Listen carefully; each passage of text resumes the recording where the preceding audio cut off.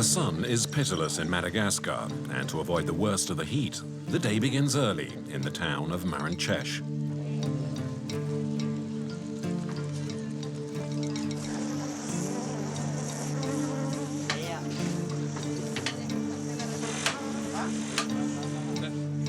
By 6 a.m., Stefan's local bush taxi is already fully booked.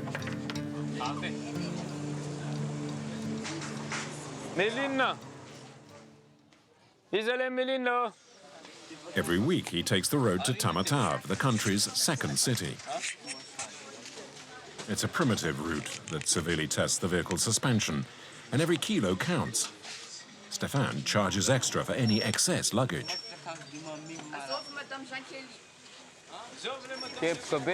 Everyone on board. Fitting everyone into the bag is a real headache. How many passengers? We'll make room for everyone. Everyone will get on. Soon, if we can organize ourselves, because some are getting off at the next town. My license says for 15 passengers, but there's more. 19 or 20 maybe. I need them. Because there's a lot of sliding about, and each passenger has some rope which they pull. That's why. There'll be a need for some strong arms. Only four-wheel drive vehicles can tackle the N5, National Route 5, one of the most challenging in Madagascar. The 20 passengers can look forward to a testing journey. Once on the open road, what lies ahead becomes abundantly clear.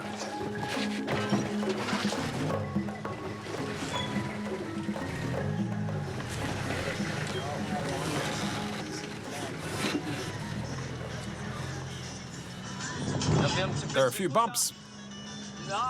Huge potholes. But this is a four-wheel drive. I love it when my SUV slides about. I love my wife, and I love my work. Damn, I slid. You feel that? I'm going to accelerate, and then you'll feel the road. Yeah, it's a bit shaky.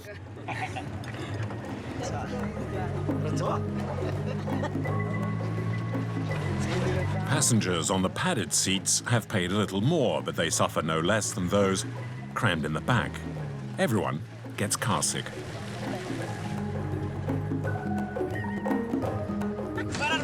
I'm sick. My stomach hurts. I need to go to the toilet.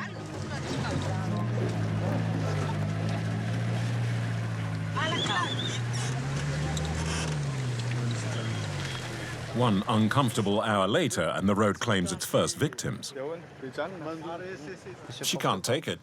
She needs to throw up. So that's why she's getting off.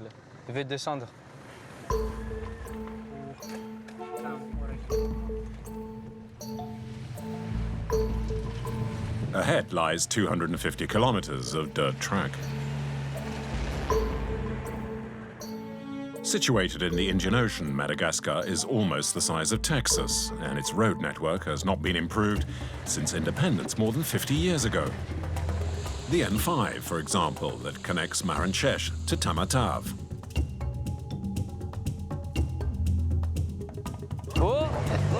I think we'll have fun. We're going to be dancing. Where's that rope?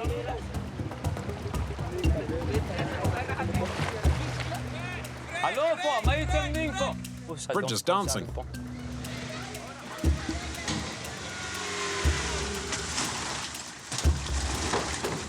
I hate this road. We'll never get there. I can't take it anymore. The N5, or rather the dirt track, winds its way through breathtaking countryside. But the postcard images are under threat. The forest has been pillaged for its valuable wood, in particular, rosewood. We know it's illegal. It's theft.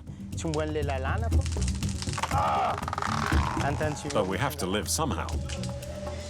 It takes 9 days to bring back one of the trunks. Some weigh as much as 500 kilos. The trunk moves at a huge speed. If it hits us, we're dead for sure. Made it! Still alive!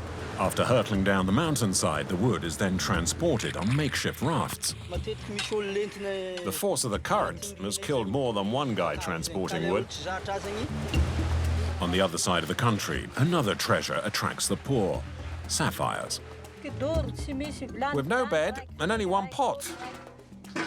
We don't have a single penny. Thousands dig away, all with the same dream: find a sapphire and become a millionaire. The promise of a better life might be lying just under their feet, 50 meters down. We run the risk of being killed just for some stones. Many will never find even the smallest sapphire.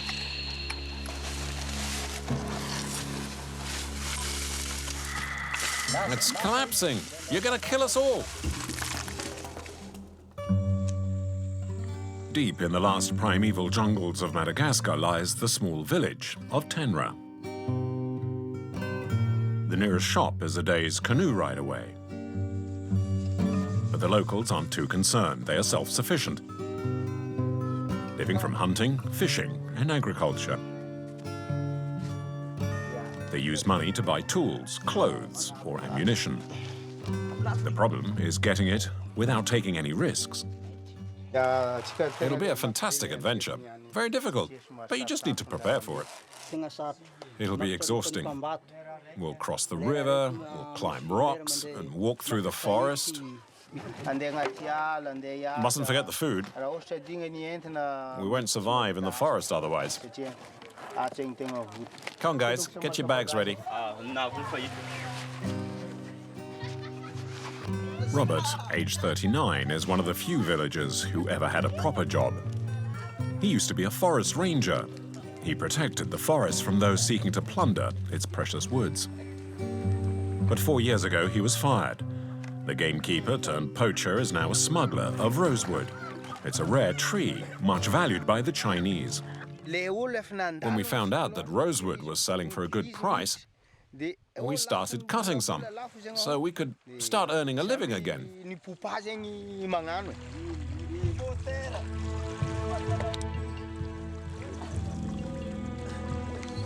Ahead lies a 9-day journey, during which they'll play hide-and-seek with the police. The tree is so much in demand that it's close to extinction and has been officially protected for the past 3 years. Come on, let's step on it.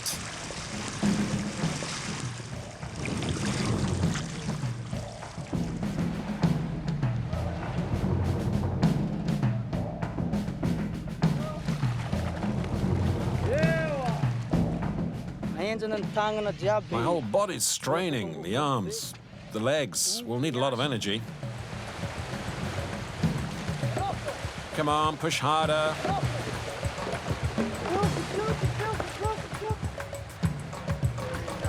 It's not only smugglers that are looking for rosewood. Thugs have also been attracted to the forest. This road is dangerous. Passengers have been attacked here. Anything can happen, but it's the only way to get through.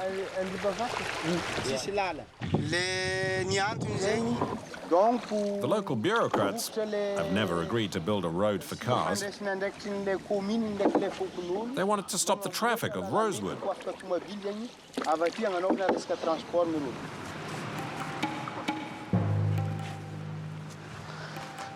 Mind out. Carrying packs weighing 50 kilos and barefoot, they now face a cliff.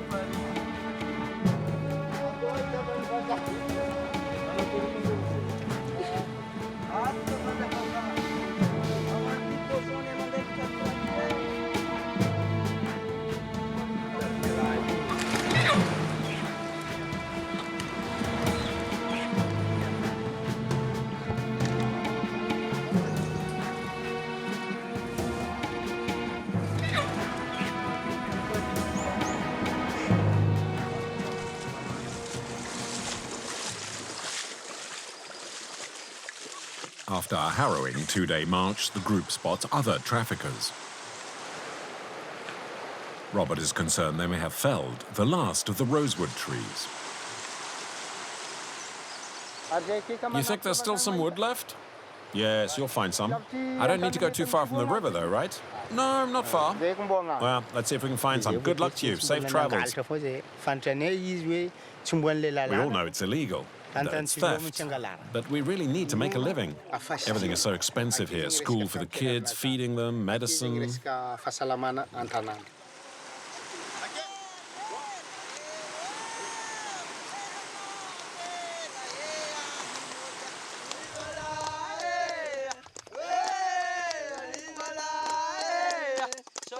The next morning, they hope to find a huge rosewood tree.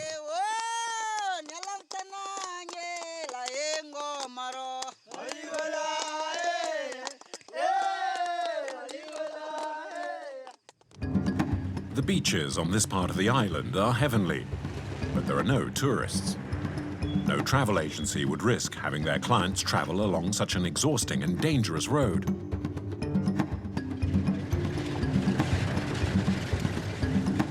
The bridge, for example, has never been properly repaired.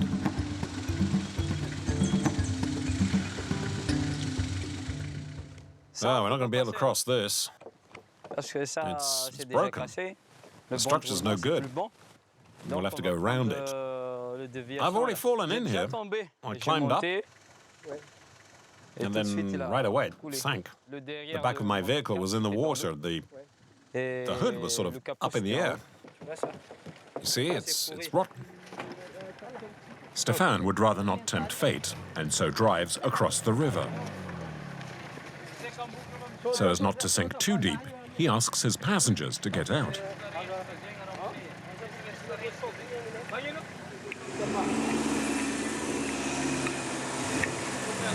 I asked them to step out because it's not safe.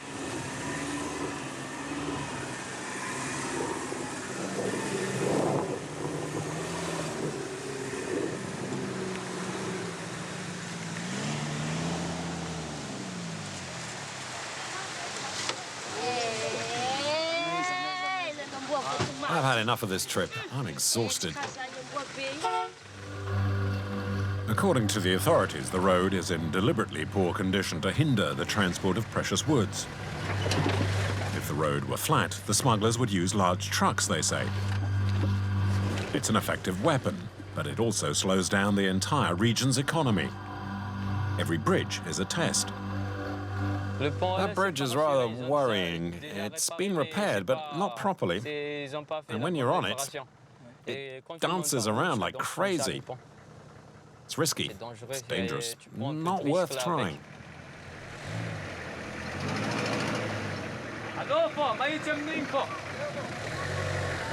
But some vehicles nevertheless do try, to Stefan's amusement. I've got a feeling we'll have some fun. There'll be dancing. Stefan prefers to take the ferry. It's less risky, he claims. I'm not going on that bridge. During an earlier journey, one of the planks in the bridge collapsed under his wheels, causing one of Stefan's passengers to be seriously injured when he fell out. Ever since, Stefan has preferred crossing on this makeshift ferry.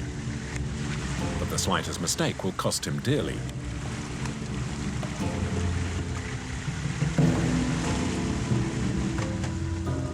Oh, you want me to fall in the water? Huh? Stefan was too slow getting on board the raft.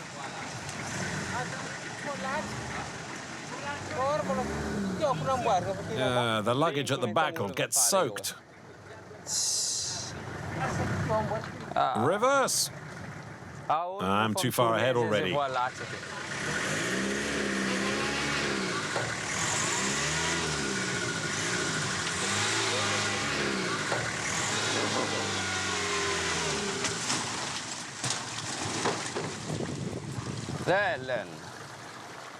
Damn. That's it. We'll be really late now. The whole engine is in the water. The journey may end here. Stefan isn't sure how to get his vehicle out.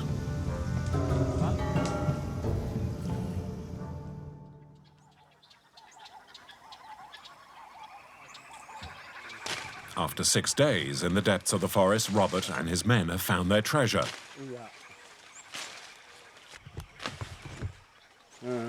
If they can get this rosewood tree out, they should make enough money to see them through the next 4 to 6 months. A trunk can fetch as much as $5,000. Which way should we chop it down? That way? There's lots of trees here. It'll be complicated, but let's try that way. The trees grow extremely slowly and take at least 100 years to fully develop. Looking at this tree, I would say it was 50 or 60 years old. I cut through the bark like this and lift up the lighter part here. And the heart of the tree, if it's rose-colored, it means it's a good tree.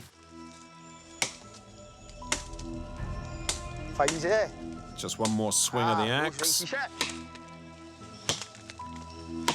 It takes 1 hour to chop down the giant worth its weight in gold. But this one will play a nasty trick. I've got a slight problem. The tree hasn't fallen completely over. It's stuck in the branches of the other trees around it. We've got to find a way to bring it down. The only way to bring it down is to chop down the trees around it. It's estimated that for every 100,000 precious trees that are chopped down, another 500,000 are sacrificed in this way. All we want is the rosewood tree. But now we need to cut down a dozen, maybe more, other trees. There's no choice when it's like this. It's all stuck. The task is enormous, and Robert changes tactics. Cut the trunk at this height, and that way the other part, where it's caught, will also come straight down.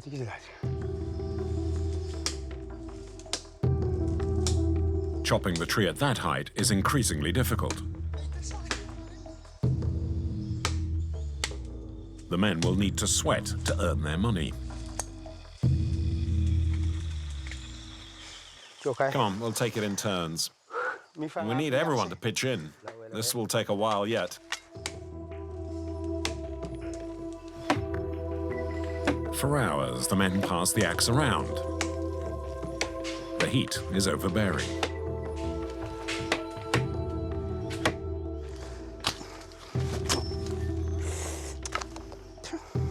The homemade axe has broken apart.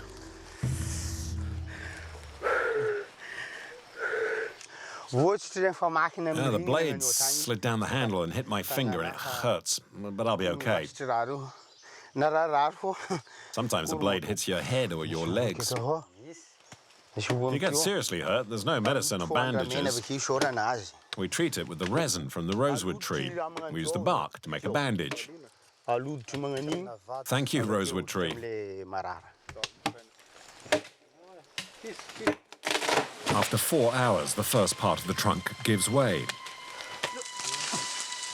But the branches are still trapping the top of the tree.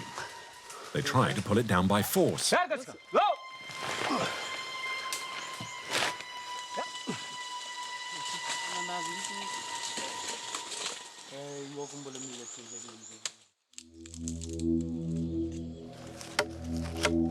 But after another 6 hours, Robert decides to give up. Without the rest of the tree trunk, it won't bring in much money. Okay, it's over. Let's pack up.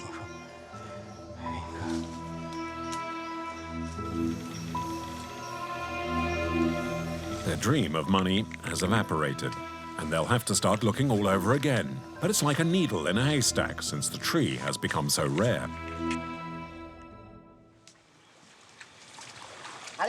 At the 110-kilometer stage, Stefan's taxi resembles a shipwreck.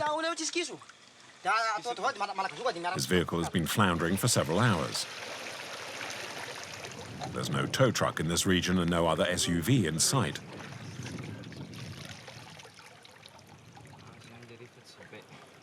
The passengers are increasingly frustrated. Come on, let's get the car out first, and then we'll see about the rest of the trip. There's only one solution to get them on the road again. You all have to pull. Come on, all of you. We need as much help as possible. Pull, pull.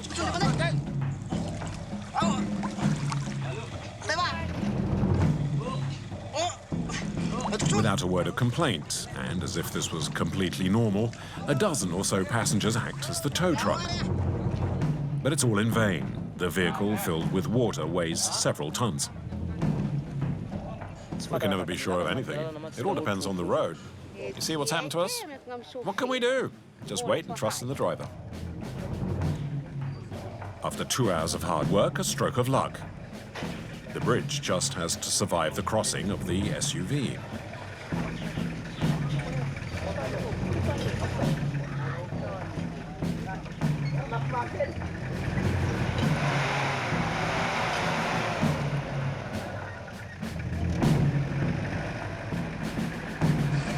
The driver of the SUV, understandably, lets Stefan do the maneuvering. How's that look? I'm going.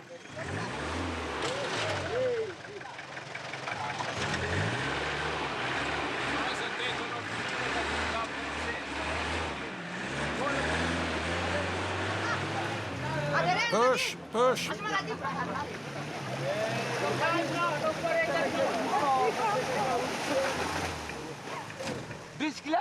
Stop, stop, stop.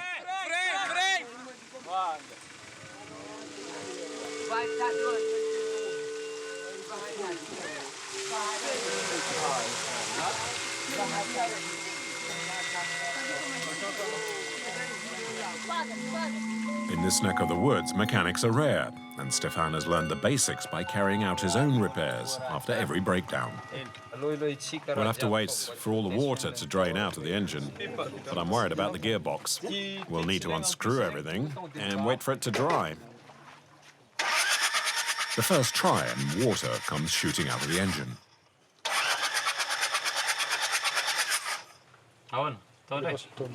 Try the ignition.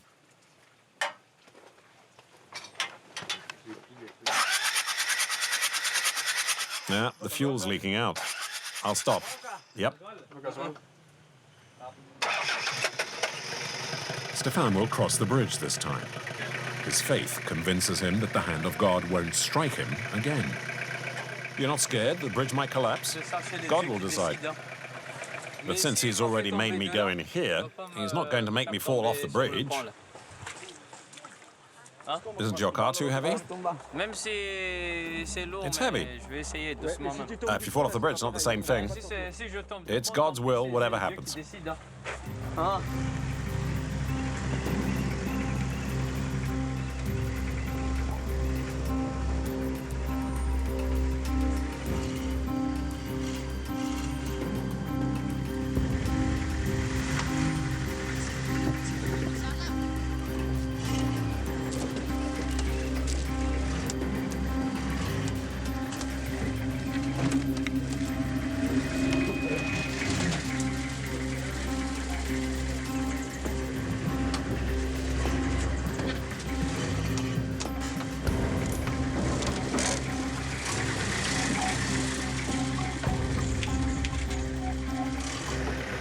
The heavens are merciful this time, and no one on the ground is upset at Stefan. Faith helps the Malagazis get through life, usually with a smile. You're going to get your ass wet.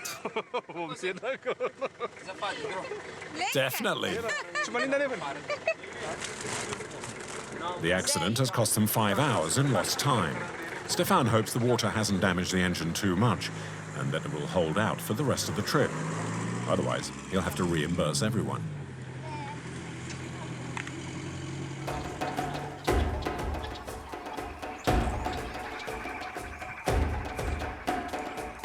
After 10 days, Robert and his men still haven't found a rosewood tree that's big enough. Running out of supplies, they need to head home, but not empty-handed. A few months earlier, the army had chased the smugglers, and they had had to abandon a tree trunk. We're looking for the trunk of a rosewood tree that we hid in the forest. The wood's ready. We cut it down some time ago. They had hoped to take out several, but this one trunk will enable them to survive for a few months. There are many of us, because it's quite large. The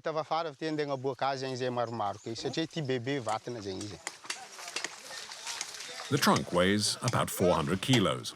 Transporting wood principally depends on the length of the rope.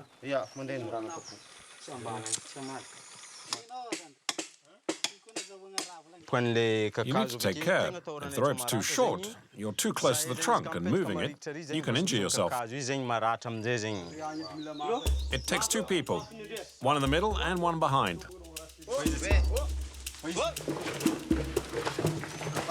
Adjust the ropes. You need to be parallel, otherwise the trunk will slide all over the place.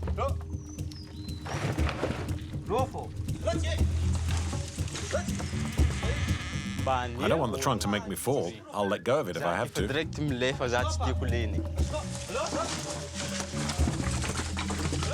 trunk needs to be taken to the river 30 kilometers away.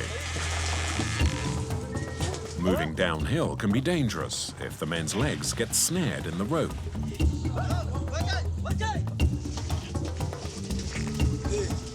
Careful, you almost squashed me when you let go of the rope like that.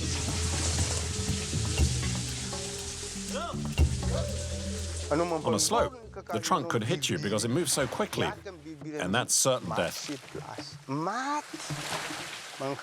It happened to one of my friends. He was hit in the back. Unfortunately, he was killed. And if someone dies, we hold a wake in the camp. And then we arrange for them to be sent home. We fold the body in two so it can fit into a rice sack. This way, guys, not too fast. Two people, one each side. No one knows for sure how many are killed in the process of smuggling precious wood. Robert estimates there are at least 3 fatalities a year.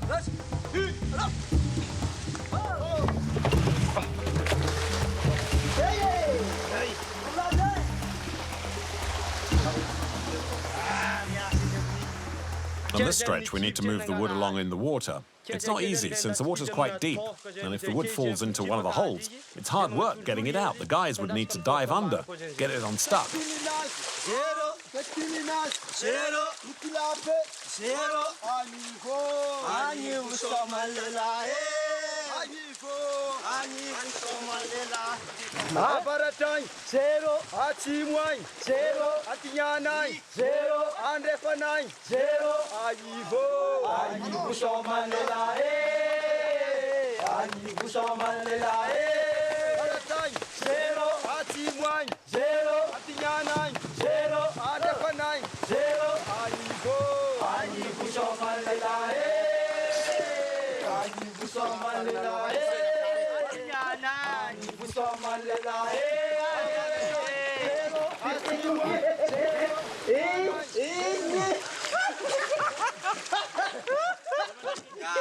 I swear, you need a magic formula here.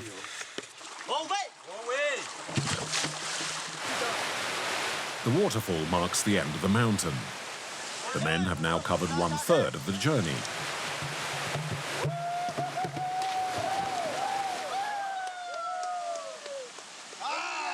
Made it. We're still alive. Exhausted, they'll spend the night here, in their wet clothes. All of them are hurting after the day's exertions.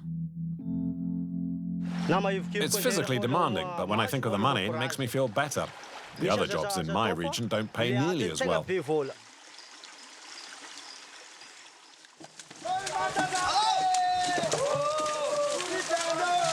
Despite their soggy night, Robert and his companions have lost none of their determination.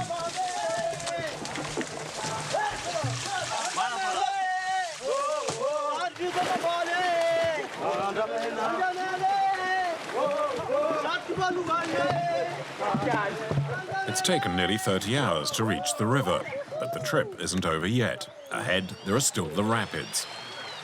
Smuggling is not the only extreme way to make a living on the island. Others take even more risks to survive. The island nation is blessed with natural resources, such as spices, vanilla, precious woods, and one other that is the dream of many locals. They were discovered only 10 years ago. Some people have found wealth, others only misery or even death. It's all a matter of luck when it comes to sapphires.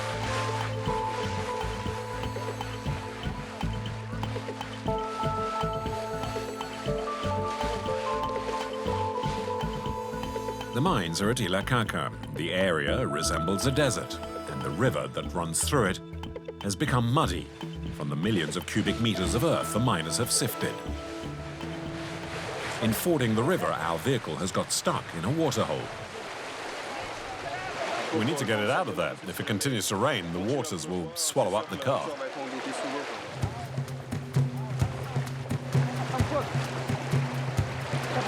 It will take considerable patience to see where the cable can be attached underneath the car in these muddy waters.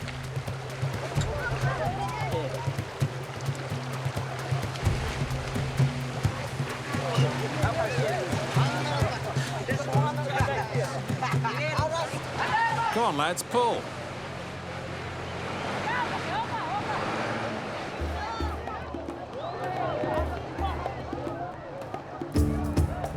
The mining town of Masoala sprang up in just a few months. Attracted by the myth of easy money, more than 10,000 people now live crammed together in extreme poverty. Most of the stones they dig up are worth just a few dollars. However, a very large, pure sapphire can fetch anything up to $5,000 or $6,000, more than 40 times Madagascar's average wage.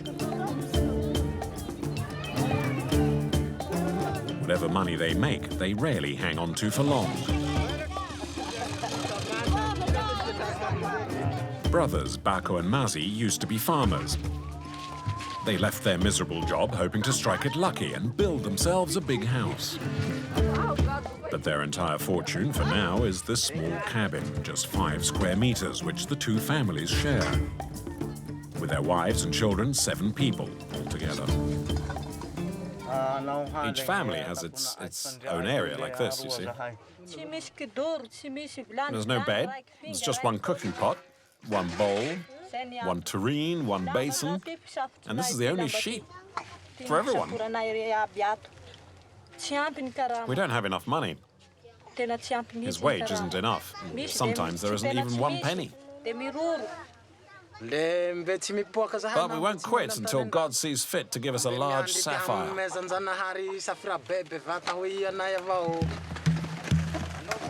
The brothers work for a miner who owns this mine.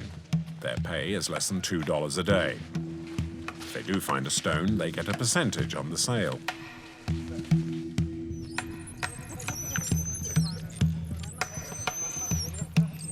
We start work at 7 in the morning. Then we take a break at about 2 in the afternoon. But every day we dig out about 25 sackloads of earth. Sometimes we work right up until 7 in the evening, and as soon as we get home, we fall straight asleep.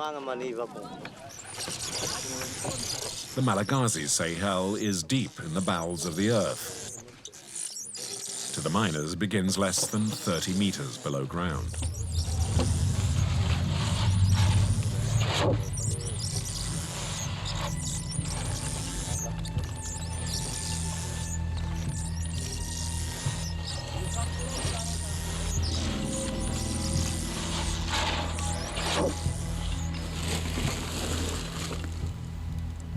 The two brothers and other workers move around in galleries, often just 60 centimeters high.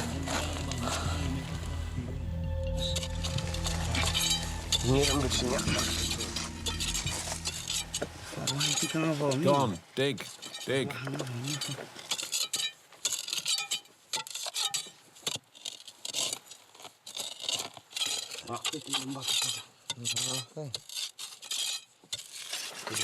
This stone's very hard here.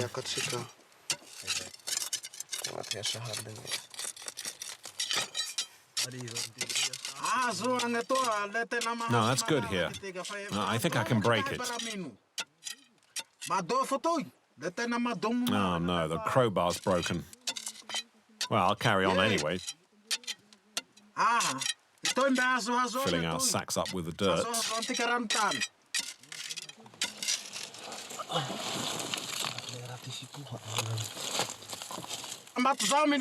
The vein is good here. If we find nothing, it's because God doesn't want us to. We must beg him to help. This rat's nest is like an oven with a constant temperature of 40 degrees. The heat saps the strength of the miners who dream of a better future. This is heavy. Keep your head down if you want to get through.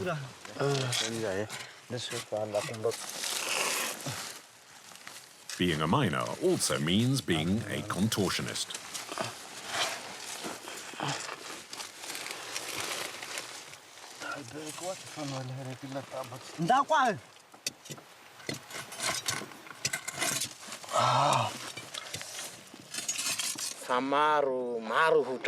You know, there's a lot of dead around here. The work is tiring, it's dangerous. Great many of us have died because of the earth collapsing or from the lack of oxygen. It's becoming difficult here. 30 meters below ground, oxygen is scarce. None of the mine owners can afford a proper ventilation system. Fresh air is provided by the men's ingenuity. It's basic, but it works. And above all, costs virtually nothing.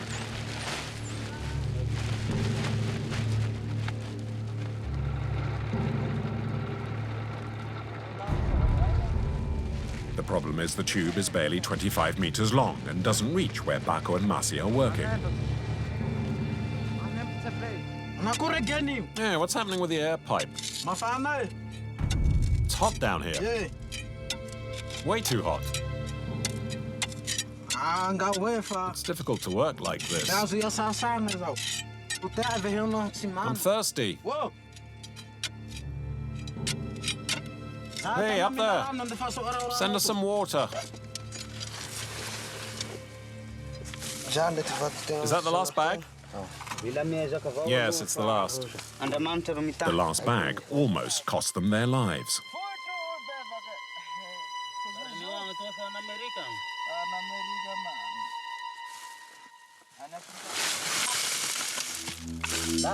Careful, it's caving in.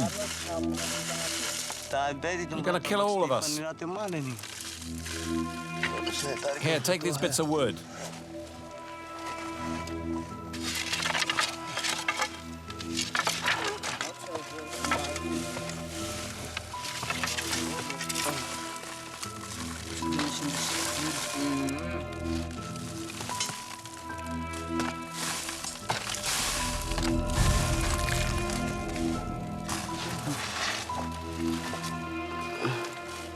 A life fraught with danger, and all for less than $2 a day.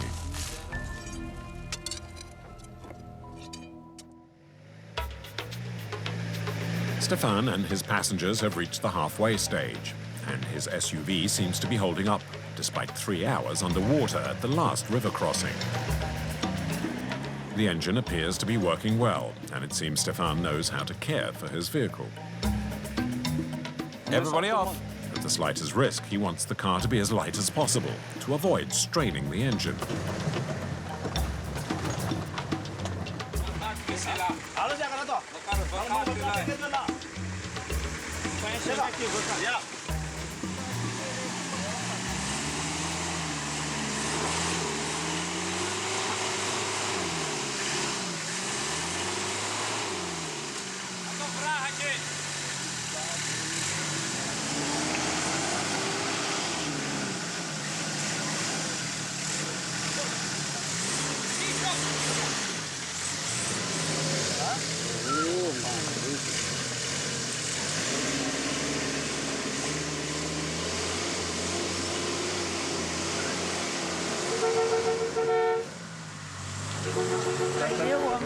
I hate this road. We'll never get there. I can't stand it anymore.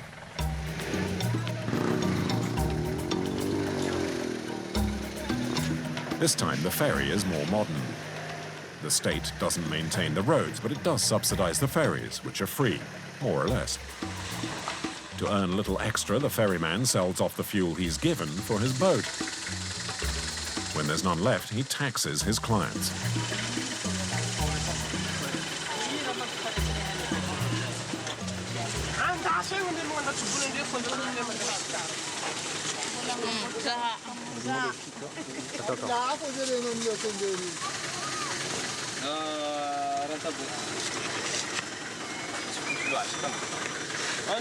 You there, I'm collecting fuel.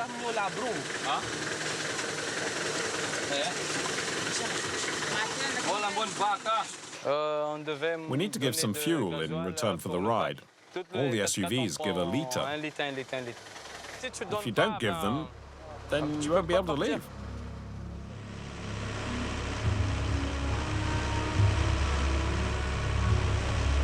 Before arriving at Tamatave, there are another 7 ferry crossings like this one, and most run the same scam.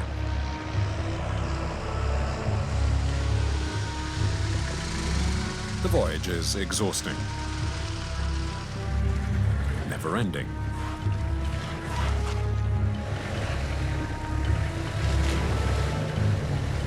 We've got a problem, my friends.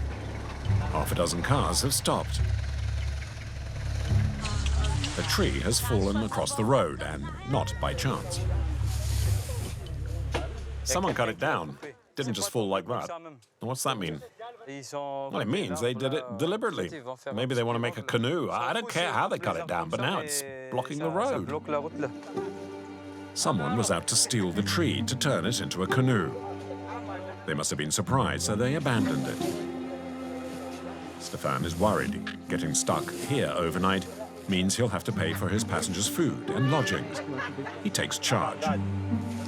Oh dear, we don't even have an axe to cut the tree. We'll have to dig. It's the only way, to go under.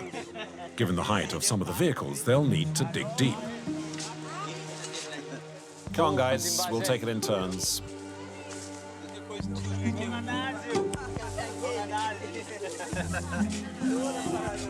Oof, I'm getting tired.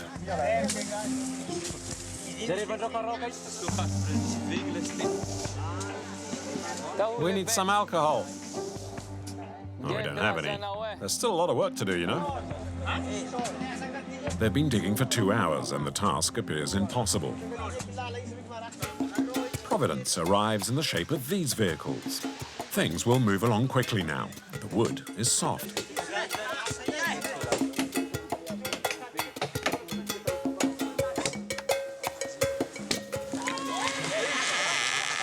God, I hadn't planned on dying quite yet.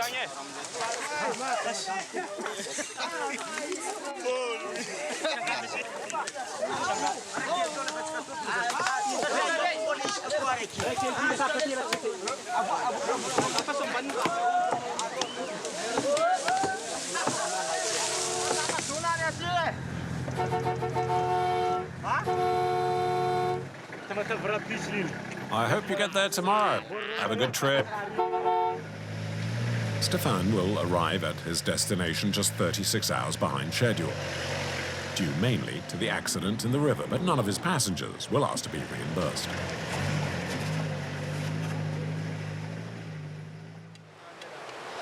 This is the last leg of the journey for Robert and his men, and probably the most dangerous, shooting the rapids with the trunk attached to some inner tubes. 2 men are in charge of the makeshift raft. If they fall overboard, 400 kilos of rosewood will fall on top of them. Jeannot is the pilot. I'm a pro. I know the river. I'm not afraid of it. The current is strong and has drowned more than one man transporting wood, but I'm naturally gifted. I can master nature.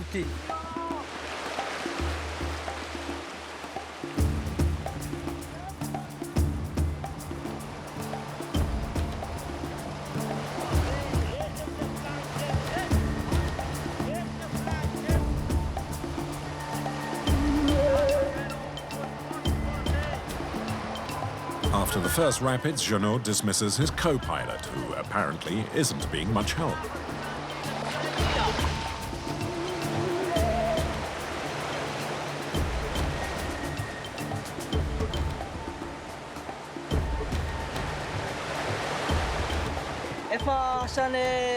Shooting the rapids on these tubes is my speciality. I'm an expert in pneumatic transportation.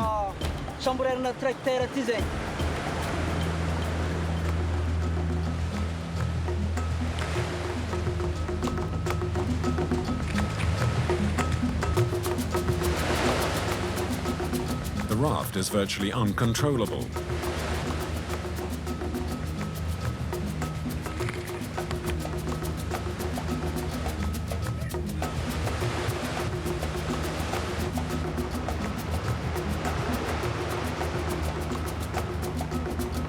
A rock has shattered his paddle, and he uses his hands to slow down the raft.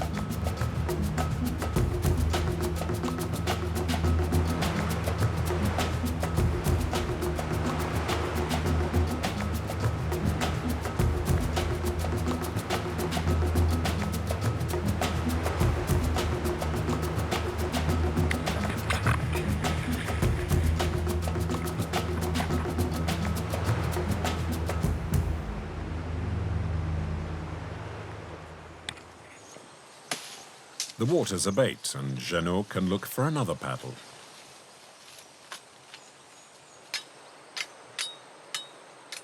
I need to remain focused on my objective, delivering the wood.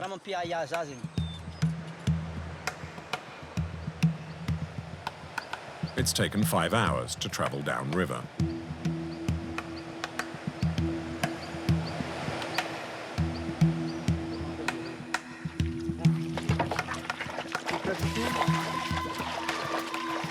The others will now take the wood as far as the coast.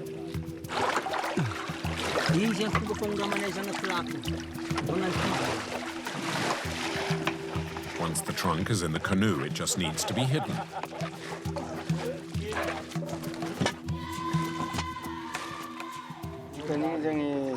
We're putting our bags on top so that no one can see what we've got here. We mustn't get caught by the police.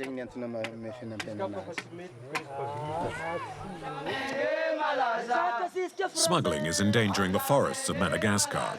The authorities lack the means to stop the trade, and in recent weeks, 3,000 rosewood logs have been seized in the region.